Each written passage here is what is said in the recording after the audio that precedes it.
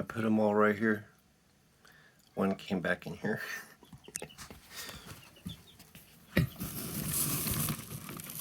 I just turned on the heating plate. They said it will take an hour for it to heat up.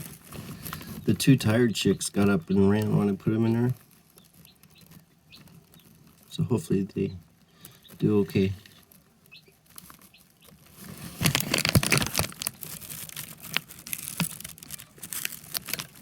I think I got the heating plate at the right level, because when they stand up they can touch it.